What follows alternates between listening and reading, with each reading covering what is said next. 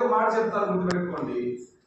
ఇందాక సెంటెన్స్ లో I am ఆ టీచర్ అనే దాంట్లో ఇక్కడ యామ్ అనేది స్థితి గురించి తెలియజేస్తుంది. కానీ ఇక్కడ ఐ యామ్ డ్రింకింగ్ అనే దాంట్లో డ్రింకింగ్ వాటర్ అనుకో, for example I am drinking water లో ఇక్కడ యామ్ అనేది స్థితి గురించి తెలియచేయదు. కానీ ఇక్కడ మెయిన్ వర్బ్ ఏదైతే డ్రింకింగ్ ఉందో దానికి సహాయం చేయడానికి ఉపయోగపడిన ఒక వర్బ్ అన్నమాట. సో దాని రూపం చెప్తున్నారు, రూపం మార్చుకుంటుంటాయి ప్రతిసారి. నేను పోలీస్ డ్రెస్ వేసుకున్నాను, రూపం మారిపోయినట్టే నేనేమైపోతా అలా. నేను ఒక దంత కట్టుకొని ఇక్కడ ఒక పులిపి వేసుకున్నాను, ఏమైపోతా అలా. నా రూపం మార్చుకుంటేనే నా పని మారిపోతుంది. అర్థమవుతుందా?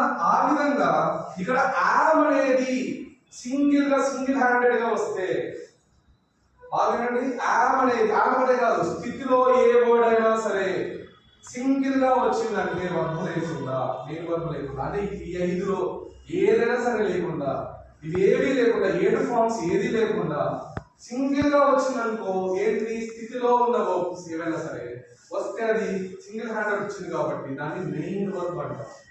ఏమంటాం? అది కాకుండా ఈ వాటిలో ఏదైనా ఒక వర్డ్ మొత్తానికి ఐఎన్జి ఫామ్ లో వస్తుంది, ఇంకొక ఫామ్ లో వస్తుంది, ఇది థర్డ్ ఫామ్ లో వస్తుంది. వచ్చినప్పుడు మనము సింగిల్ గా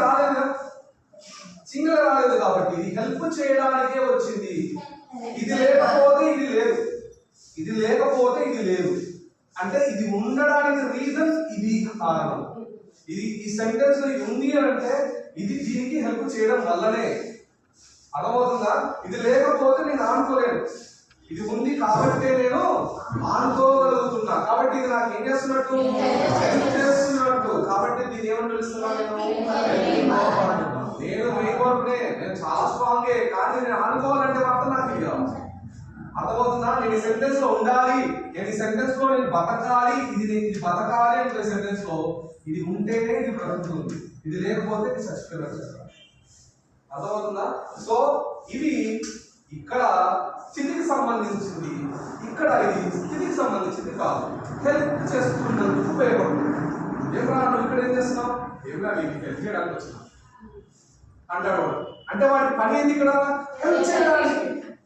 అక్కడ మాత్రం వాడు లీడర్ అయిపోయాడు. అర్థమవుతుందా? అలా. సో ఇక్కడ స్థితికి సంబంధించిన వర్డ్లలో ఐ తర్వాత యామ్ యూజ్ చేసి మనం ఎవరమో రాస్తాము.